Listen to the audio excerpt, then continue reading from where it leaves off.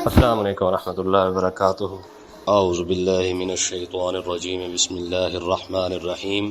Islam in our life یہ ایک اسلامی یوٹیوب چینل ہے جس پہ مفتی سجاد حسین قادری صاحب روزانہ درس قرآن پاک ترجمہ اور تفسیر بیان فرماتے ہیں. اس چینل کی ویڈیو کو لائک، چینل کو سبسکرائب اور بیل آئیکن کو پریس کر کے اور ویڈیوز کو دیکھ کے آپ اپنی دنیا اور آخرت کو سنوار سکتے ہیں. یا ایھا الذین آمنوا انما الخمر والمیسر والانصاب والازلام رجس من عمل الشیطان فاجتنبوه لعلکم تفلحون. اس آیت کے اندر 4 چیزوں کا ذکر کیا گیا ہے کہ جس سے مسلمانوں کو روکا گیا ہے. فرمایا یا ایھا الذین آمنوا، فرمایا اے ایمان والو، انما الخمر شراب، والمیسر جوا، والانصاب اور وہ بت جن کے جگہ پہ جا کے جو ہے وہ لوگ عبادت کرتے ہیں، یا وہ پتھر جہاں پر کفار جا کے اپنی ایک جانور کو ذبح کرتے تھے، والازلام اور قسمت معلوم کرنے کے طریقے، رجس من عمل الشیطان، فرمایا یہ پلید بھی ہے اور شیطان کے کام بھی ہیں. فاجتنبوہ، اپنے آپ کو اس سے بچاؤ، لعلکم تفلحون، تاکہ تم کامیاب ہو سکو. کامیابی کے یہ طریقے بتائے گئے ہیں کہ ان 4 چیزوں سے بچ جاؤ گے تو اللہ تعالیٰ تمہیں کامیابی عطا فرما دے گا. پہلی بات جو اس کے اندر کی گئی ہے وہ ہے شراب کے بارے میں. آقا علیہ الصلوۃ والسلام نے ارشاد فرمایا کہ میری امت کے اندر ایک وقت ایسا آئے گا کہ لوگ شراب کے نام بدل کر پیا کریں گے. ٹھیک ہے، ہوگی تو شراب لیکن اس کے کیا کریں گے؟ نام بدل دیں گے. ٹھیک ہے، کسی اور چیز کو کوئی نام رکھ کر اس کو جو ہے وہ پینا شروع کر دیں گے. اور دوسری بات، حضرت ابو امامہ رضی اللہ تعالیٰ عنہ وہ فرماتے ہیں کہ آقا علیہ السلام نے ارشاد فرمایا کہ اللہ تعالیٰ نے فرمایا میں قسم کھاتا ہوں اپنی عزت کی، جو بندہ شراب کا 1 گھونٹ پیے گا میں اسے پیپ ضرور پلاؤں گا. ٹھیک ہے جی. تو اسی طریقے سے آقا علیہ الصلوۃ والسلام نے ارشاد فرمایا کہ شراب جو ہے نا اس سے بچو. کیوں؟ اس کی وجہ یہ ہے کہ شراب ہر بدکاری کی اصل ہے، ہر بدکاری کی، ہر گناہ کی اصل جو ہے وہ شراب ہے.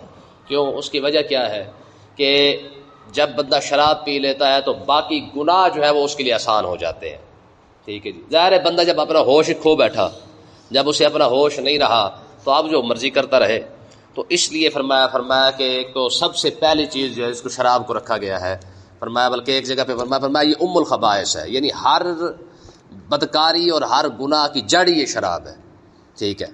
تو آگے دوسری بات فرمایا کہ والمیسر جوا، لوگ اس کا بھی مختلف نام رکھ کے جو ہے کھیلتے رہتے ہیں. ٹھیک ہے، کوئی جناب اللہ اس کو قرآن اندازی کا نام دے دیتا ہے. ٹھیک ہے جی، سٹے بازی ہو گئی، قرآن اندازی ہو گئی، یہ سارا کا سارا کیا ہے؟ یہ جوا کے اندر ہی آ جاتا ہے. ہمارے ہاں بعض اوقات ایسی چیزیں چل رہی ہے، مثلا بعض اوقات جو ہے وہ یہ جو قرآن اندازی کی جاتی ہے اور اپنا لگا دیتے ہیں، پیسے وغیرہ لگا دیتے ہیں. ایک تو کھیل کھیلا جاتا ہے، دوسرا یہ ہے کہ جناب وہ جو اپنا یہ جو موٹر سائیکل نکال رہے ہیں یا جو کاریں نکالتے ہیں یہ بھی جوے کے اندر شامل ہے. یعنی مثال کے طور پر آپ 5 روپے کا یا 50 روپے کا یا 500 روپے کا 1000 روپے کا آپ جناب وہ ٹکٹ لے لیں، آپ کا جو نام نکل آئے گا، جس کا نام نکلے گا وہ اس کا موٹر سائیکل اس کا ہو جائے گا یا کار اس کی ہو جائے گی. یاد رکھیں یہ بھی جوے کے اندر شامل ہے. کیونکہ 500 بندے نے اگر آپ سے 500 روپے کے ٹکٹ لیے ہیں، موٹر سائیکل دیا جا رہا ہے صرف ایک بندے کو، تو 499 بندے کو کیا مل رہا ہے؟ یا تو سب کو موٹر سائیکل دیں، وہ بھی ممکن نہیں ہے، تو 495 بندے کو یا 200 بندے کو 200 بندہ خالی جا رہا ہے اور 200 بندے کو جو ہے وہ کچھ نہ کچھ دیا جا رہا ہے. تو یاد رکھیں ایسی صورت کے اندر یہ بھی سارا کا سارا کیا بن جاتا ہے؟ یہ جوا ہے. تو قرآن اندازی کے اندر شامل ہونا یہ بھی جوے کے اندر شامل ہونا ہے. اور دوسری بات، بعض اوقات ہمارے ہاں ایک اور چیز بھی رائج ہے، وہ یہ ہے کہ 500 بندوں کو جو ہے وہ ایک کو بڑا انعام دے دیا جاتا ہے، باقی 499 بندہ ہے اس کو چھوٹی چھوٹی چیزیں دے دی جاتی ہیں. ٹھیک ہے، یعنی مثال کے طور پر ایک بندے کو موٹر سائیکل دیا جا رہا ہے، دوسرے بندے کو کوئی کپ کوئی گھڑی دے کر جو ہے وہ سارا کو جو ہے وہ دیا جا رہا ہے، یعنی کوئی بندہ خالی ہاتھ نہیں جا رہا ہے. تو یہ سارا کا سارا جوا ہے، یاد رکھیں. ٹھیک ہے، یہ قرآن اندازی والا جو اس طرح سے سسٹم چلتا ہے یہ کیا ہے؟ اجورا. اور اس کے بعد ہم کمیٹیاں رکھتے ہیں. یہ جو بولی والی کمیٹی ہے یہ بھی حرام ہے. بولی والی کمیٹی نہیں ہوتی. ایک کمیٹی وہ آپ رکھ رہے ہیں جو کمیٹی جناب اعلیٰ آپ نے جتنے پیسے دیے ہیں اتنے پیسے آپ لے رہے ہیں. ٹھیک ہے, 500 جمع کرا رہے ہیں, 1000 ہے, 5000 ہے, 10,000, جتنا بھی آپ کمیٹی کے اندر جمع کروا رہے ہیں وہ یعنی ٹوٹلی پیسے آپ کا 1,00,000 روپیہ بنتا ہے تو آپ کو 1,00,000 روپے مل رہا ہے, وہ تو جائز ہے. ٹھیک ہے. لیکن بولی والی کمیٹی کے اندر کیا ہوتا ہے کہ اس کے اندر جناب آپ نے جمع تو 1,00,000 روپے کروانا ہے ٹوٹلی 500 کر کے یا 1000 جتنی بھی کمیٹی رکھی گئی ہے منتھلی. لیکن جب اٹھانے کی باری آتی ہے تو اگر کوئی بندہ مثال کے طور پر مجبور ہے, وہ کہتا ہے جی مطلب ہے کہ مجھے 70,000 دے دے, ایک کہتا ہے جی مجھے 80,000 روپے دے دے, تو باقی جو 20,000 اوپر سے کاٹا جا رہا ہے یہ 20,000 ظلمن کیونکہ کاٹ کیونکہ اس کی مجبوری کا فائدہ اٹھایا جا رہا ہے. سود کس چیز کا نام ہے؟ سود بھی تو اسی چیز کا نام ہے کہ ایک بندہ آپ سے ادھار لینے کے لیے آیا, آپ نے اسے کہا نہیں جی اگر 10,000 لینا ہے تو 500 مجھے ایکسٹرا دینا پڑے گا. یہ جو 500 ایکسٹرا دیا جا رہا ہے یہ بھی تو سود کے اندر ہے. یہ اسی چیز کا نام تو سود ہے کہ اگلے کی مجبوری کا فائدہ اٹھایا جا رہا ہے. ٹھیک ہے. اسی طریقے سے وہ جو آپ کے یہ جو زمین ہم دیتے ہیں, ٹھیک ہے, یہ بھی سود کیوں بنتی ہے؟ گہنے پہ دینا, رہن رکھنا یہ جائز تو ہے. یہ جو ہم گروی رکھتے ہیں, گروی کہتے ہیں نا, ہاں گروی رکھنا جائز تو ہے, لیکن اس گروی کا جب آپ فائدہ اٹھائیں گے تب جا کے سود بن جائے گا. مثال کے طور پر مکان گروی رکھنا جائز ہے, زمین گروی رکھنا جائز ہے, لیکن اس سے فائدہ جب اٹھائیں گے تو کیا بن جائے گا؟ سود بن جائے گا. ٹھیک ہے نا جی. تو یہ ساری چیزیں ہیں. تو اس لیے اللہ تبارک و تعالیٰ نے ارشاد فرمایا یہ جو جوا جو کھیلا جاتا ہے یہ کیا آگے اس کا نقصان بھی بیان کیا گیا ہے. فرمایا کہ جب آپ جوا کھیلتے ہیں تو جوے کی صورت کے اندر یہ جو قرآن اندازی جو کی جاتی ہے ہمارے ہاں یہ بھی جوا ہے. بولی والی کمیٹی یہ بھی یوں کوئی سمجھے جوا بن کے یہ جو حرام ہو گیا یہ بھی. تو آگے اللہ تعالیٰ نے ارشاد فرمایا والانصاب. تیسری چیز جو حرام ہے وہ یہ ہے کہ وہ پتھر جس کے جگہ پہ کفار مکہ جا کر جہاں پہ اپنا جانور ذبح کرتے تھے, جیسے ہم تو ہمارے ہاں تو اجازت ہے, ہم تو اب گھروں کے اندر ذبح کر ہی لیتے ہیں, لیکن جہاں ہمارا دل کرتا ہے ہم وہیں ذبح کر لیتے ہیں. اور ہم کسی بھی جگہ کو متبرک نہیں سمجھتے کہ یار جی وہاں جا کے کرے تب جا کے جو ہے وہ جائز ہے. نہ, گھر کے اندر جگہ, لیکن عید کا موقع جب آتا ہے بڑی عید کا تو کیا کرتے ہیں, گھر کے اندر جگہ ہوتی ہے ہم وہاں ذبح کر لیتے ہیں, اور باہر جگہ صاف ستھری مل جاتی ہے ہم وہاں جا کے ذبح کر لیتے ہیں. دیہاتوں اور پنڈوں کے اندر تو یہ بھی بلکہ ہوتا ہے کہ بعد جہاں پہ درخت دیکھا گرمیوں کے موسم میں وہیں پہ جا کے ذبح کر لیتے ہیں. تو کفار مکہ کفار جو ہے وہ ایسے نہیں کرتے تھے, بلکہ اول تو وہ بت کے نام پہ ذبح کرتے, اور دوسری بات یہ ہے کہ وہ جو پتھر یا وہ خاص جگہ جہاں پہ جا کے ذبح کرتے وہ اس پتھر کو بڑا متبرک سمجھتے تھے. ٹھیک ہے. تو اللہ تبارک و تعالیٰ نے ارشاد فرمایا کہ کمزور ایمان والے جب تم ذبح کرو گے نا کسی خاص جگہ پہ جا کے, تو لوگ جو کمزور ایمان والا ہوگا نا وہ اس جگہ کو بڑا متبرک سمجھ لے گا, جی یہاں پہ جو ہے وہ کرنا ضروری ہے. جیسے آج ہمارے کمزور ایمان والے کیا ہے کہ جب وہ آپ کوئی کام شروع تو کر دیتے ہیں لیکن جب اس کو روکنے کی باری آتی ہے تو پھر وہ بڑا مصیبت بن جاتی ہے. تو مستحبات کو شروع کرنا آسان ہے, لیکن جب اسے روکنا چاہتے ہیں تو پھر رکتے نہیں ہیں. بات سمجھ آئی کہ نہیں آئی ہے؟ تو مسلمان کو یہ ارشاد فرمایا کہ تم کسی خاص جگہ کو متبرک سمجھنے کی ضرورت نہیں ہے. جہاں تم چاہو گے جب قربانی کا موقع آئے گا جانور ذبح کرو گے, اللہ کے نام پہ ذبح کرو گے تو تمہاری قربانی قبول ہو جائے گی. ٹھیک ہے. تو کسی جگہ کو خاص تبرک سمجھنے کی ضرورت نہیں ہے. والازلام, چوتھی چیز ہے قسمت کا حال معلوم کرنا. طوطے والوں کے پاس ایسی پٹھی قوم ہے, انسان ہو کے اشرف المخلوقات ہو کے طوطے سے پوچھتا پھر رہا ہے کہ جی مطلب ہے کہ بتا میری لاٹری لگے کہ نہیں لگے گی. کیسی یار انسان کی مت ماری گئی ہے. ٹھیک ہے جی. پھر جناب والا کئی ہمارے طریقے ہیں قسمت معلوم کرنے کے. ٹھیک ہے جی. جا کے کہتے جی کتاب کٹو ذرا, یعنی کتاب نکلواتے ہوتا تو فال نہ ہی ہے, مقصد کہنے کا یہ کہ لیکن کتاب کہتے ہیں جی کتاب کٹو. بھائی کتاب کیا کٹنی ہے یہ بتایا ذرا, اس کے اندر کیا نکالنا ہے.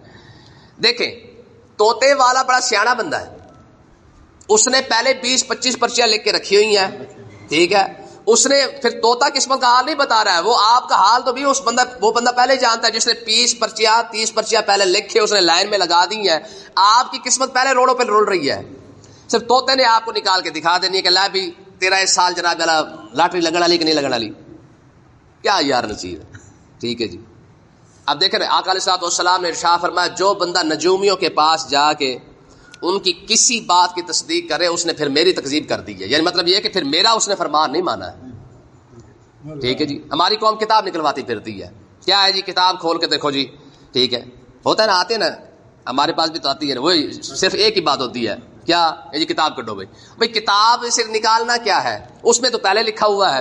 اب دیکھا نا جی جو بندہ میرے پاس آیا ہے بھائی کتاب نکالے, اگر وہ نہیں بھی آیا تو جو اس نے فال نکلنی وہ تو پہلے لکھی ہوئی ہے کتاب کے اندر.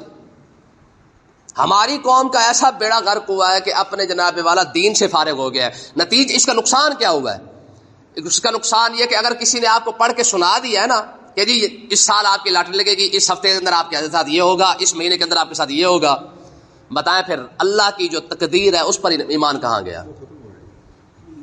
ہو گیا نا ختم. ٹھیک ہے نا جی. رب نے جو تمہاری, حالانکہ حدیث پاک کیا ہے, فرمایا کہ حدیث پاک یہ ہے کہ جب کوئی بچہ ماں کے پیٹ میں جب حمل قرار پاتا ہے نا, ٹھیک ہے نا جی, تو اللہ تبارک و تعالیٰ ایک فرشتے کو بھیج کے فرماتا ہے کہ اس کے جا کے سارا کچھ لکھ دو, اس کی لکھ دو. مالک کیا لکھو؟ فرمایا اس کا رزق بھی لکھ دے, اس کی جوانی بھی لکھ دے, اس کا کام بھی لکھ دے, اس کا زندگی بھی لکھ دے, اس کی خوراک بھی لکھ دے, اس کی موت کی بھی لکھ دے, سارا کچھ لکھ دے. تو وہ فرشتہ اللہ تبارک و تعالیٰ کے علم سے, حکم سے جو ہے وہ اس کا رزق بھی لکھ دیتا ہے, اس کی موت بھی لکھ دیتا ہے, اس کا کام کاج, بدبخت, خوش قسمت, سارا کچھ لکھ دیا جاتا ہے. تو جب پہلے ہی آپ کے ماں کے, ابھی آپ دنیا کے اندر بھی نہیں آئے, پہلے ہی سارا کچھ اللہ تبارک و تعالیٰ نے یار آپ کی تقدیر میں لکھ دیا ہے, تو پھر بتائے قسمت کا حال معلوم کرنے والے جو جاتے ہیں وہ کیا کرنے جاتے ہیں؟ بھائی تقدیر تو پہلے لکھ دی گئی ہے آپ کی. ٹھیک ہے نا جی. جس بندے نے کتنا کھانا ہے یہ سب کچھ پہلے لکھ دیا گیا ہے, یاد رکھیں. جس طرح موت کا وقت لکھ دیا گیا نا جی, رزق بھی ایسے ہی لکھ دیا گیا ہے.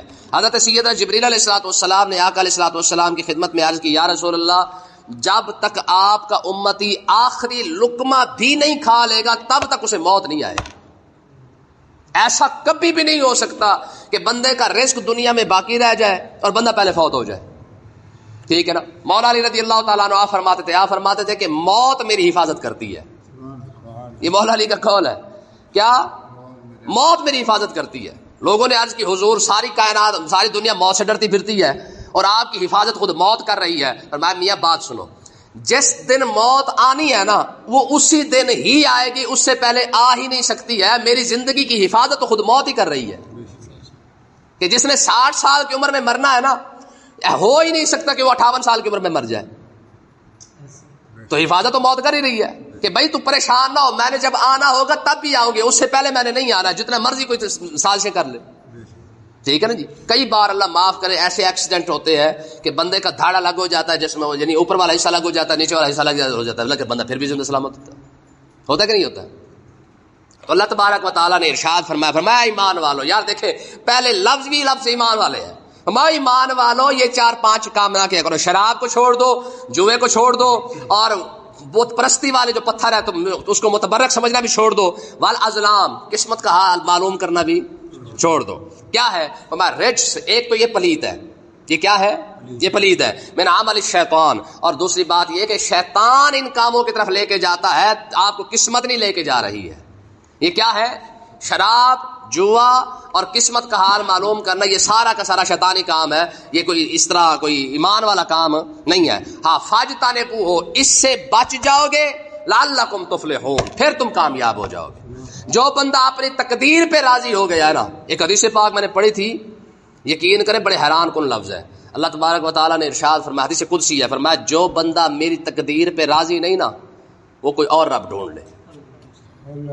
اوئے ہوئے کیسی گل ہے. میں جو بندہ میری تقدیر پہ راضی نہیں نا, میری رضا میں راضی نہیں, رب نے لکھا ہے نا, رب نے لکھا ہے کہ اس نے خوشحال ہونا ہے, اس نے تنگ دست ہونا ہے, اس نے ایسے ہونا ہے, اس نے ایسے ہونا ہے. ٹھیک ہے, یہ تقدیر رب نے پہلے لکھ دی ہے. فرمایا کہ اگر تو میری رضا میں راضی نہیں, میری تقدیر پہ راضی نہیں ہے نا, پھر کوئی اور رب ڈھونڈ. کیسی بات ہے. اس لیے ہمارے بزرگ دعا مانگنا بھی گناہ سمجھتے ہیں. جو ہمارے بڑے بزرگ ہوتے ہیں نا, بڑے بزرگ جس کو کہا جاتا ہے, وہ دعا مانگنا بھی گناہ سمجھتے تھے. ان سے کہا جاتا ہے کہ حضور دعا ہی کر دے. فرماتے دعا کا مطلب یہ ہے کہ تو رب کی تقدیر پہ راضی نہیں ہے. یہ چھوٹا لیول ہے نا, جو ہمارا لیول ہے, ہم دعا مانگ لیتے ہیں. جو بڑے لیول کے بزرگ ہوتے ہیں وہ دعا بھی نہیں مانگتے. کیوں نہیں مانگتے؟ وہ کہتے ہیں کہ یار بات یہ ہے کہ رب سے یہ کہنا کہ مالک یوں کر دے. دعا کا مطلب تو یہی ہوتا ہے نا کہ یوں کر دے یا یوں کر دے, پروردگار ہمارے حالات اچھے کر دے, ہمارے یہ ٹھیک کر دے. میں اس کا مطلب یہ ہے کہ تو یہ سمجھتا ہے کہ تیرے رب نے جو لکھا ہے وہ بہتر نہیں ہے, تو بہتر مانگنے کی کوشش کر رہا ہے. ہیں. یہ ہے بڑے لوگوں کی بڑی باتیں ہیں، بڑے لوگوں کی بڑی باتیں. حضرت ہمارے بلکہ بزرگ امام شرانی رحمۃ اللہ علیہ فرماتے ہیں، حضرت بشر حافظ رضی اللہ تعالیٰ عنہ، آپ ایک جگہ سے گزر رہے تھے تو کھنڈر نہیں ہوتے، کھنڈر پرانی جگہ جو ہوتی ہیں، وہاں پہ نا ایک بندہ پڑا ہے اور کرا رہا ہے، یعنی تکلیف سے، یعنی ہے تو صحیح لیکن اللہ اللہ کر رہا ہے. آپ گئے اس کو جا کے دیکھا، اس کے بازو بھی نہیں ہے، ٹانگیں بھی نہیں ہیں، بازو اور ٹانگیں نہیں ہیں، اور باقی جو جسم بچا ہوا ہے اس کے جسم پر کیڑے جو ہے وہ بڑے ہوئے ہیں. ٹھیک ہے، آپ گئے اور کھنڈر کے اندر وہاں جا کے اس کے جناب اعلیٰ چہرے سے جو ہے وہ تھوڑے سے کیڑے وغیرہ ہٹائے، تو اس نے آنکھ کھولی اور کہنے لگا من ھذا الفضولی الذی یحول بینی و بین ربی. ٹھیک ہے، اس نے کہا یہ کون سا فضول شخص ہے جو میرے اور میرے رب کے درمیان آ گیا ہے. بشراوی کہتے ہیں میں حیران ہوا کہ یار اس حالت کے اندر بھی یہ بندہ اس مقام پہ ہے. اس نے کہا حضور میں آپ کے اور آپ کے رب کے درمیان کیسے آ گیا ہوں؟ فرمایا کہ بشر جب یہ کیڑا مجھے تھوڑا سا کھاتا ہے، تکلیف دیتا ہے یا ڈنک مارتا ہے نا، تب میرا رب مجھ سے پوچھتا ہے میرے بندے تجھے درد تو نہیں ہو رہا؟ ٹھیک ہے نا، جتنے کیڑے تو نے ہٹا دیے ہیں میرے چہرے سے، اب یہ تو مجھے ڈنگ ماریں گے نہیں، جب یہ ڈنگ نہیں ماریں گے تو مجھ سے پوچھے گا نہیں رب. ٹھیک ہے نا، بڑے لوگ اس لیول پہ ہوتے ہیں. ایک بزرگ کے بارے میں آتا ہے کہ وہ جا رہے تھے تو آگے ایک شخص کو دیکھا، اس کا آدھا جسم جو ہے نا وہ شیر کھا گیا تھا، آدھا جسم بچا ہوا ہے. تو جا کے اس سے پوچھا کہ میاں کیا حال ہے تیرا؟ کہ شکر الحمدللہ. اس نے کہا آدھا جسم تو تیرا شیر کھا گیا ہے اور آدھے جسم کے ساتھ شکر الحمدللہ. اس نے کہا شکر اس بات پہ کر رہا ہوں کہ میں تکلیف میں مبتلا ہوا ہوں، گناہوں میں مبتلا نہیں. کیا کہا کہ میں صرف اس بات پہ شکر کر رہا ہوں کہ پروردگار تیرا لاکھ شکر ہے کہ تو نے مجھے تکلیف میں مبتلا کیا ہے، گناہ میں تو کم سے کم نہیں کیا. عبداللہ بن مسعود رضی اللہ تعالیٰ عنہ فرمایا کرتے تھے، آپ فرماتے تھے کہ تم جانتے ہو عید کب ہوتی ہے؟ تو لوگوں نے ظاہر ہے پھر اشارہ کر دیا، انہوں نے کہا ایک سیویاں والی ایک کٹے والی. ہماری جہاں قوم کا معیار ہوتا ہے نا جہاں پہ سوچ ہوگی، آپ کسی سے پوچھے بھائی عید کب ہوتی ہے تو انہوں نے آپ کو یہ دونوں باتیں بتانی ہیں. ٹھیک ہے جی، ایک کٹے والی بکرے والی اور دوسری، حالانکہ یہ قربانی کی عید ہے، کٹے بچے والی تو تھی ہی نہیں، لیکن کیونکہ ہماری سوچ کھانے پینے کی ہوتی ہے تو ہم نے باتیں بھی وہی کرنی ہوتی ہیں. عبداللہ بن مسعود رضی اللہ تعالیٰ عنہ سے پوچھا گیا، عبداللہ بن مسعود نے خود فرمایا تم جانتے ہو عید کب ہوتی ہے؟ کہا جی حضور کب ہوتی ہے؟ فرمایا عبداللہ کی عید تو تب بھی ہوتی ہے جس دن کوئی گناہ نہ کرے. وہ دن عید کا دن ہے جس دن مجھ سے گناہ کوئی نہ ہو. ٹھیک ہے، تو بڑے لوگوں کی پھر عید بھی تو بڑی ہے نا. آپ نے فرمایا بھی ساری دنیا کے مسلمان 2 عیدیں مناتے ہیں، 4 مناتے ہیں، جتنی منائے. ٹھیک ہے، یہ عیدیں مناتے رہے. فرمایا ہماری عید تو بھائی تب بھی ہے جب ہم سے کوئی گناہ نہ ہو. جو دن گناہ کے بغیر گزر جائے ہم سمجھتے ہیں یار یہ دن ہماری عید کا دن ہے. اللہ تعالیٰ سمجھنے کی توفیق عطا فرمائے.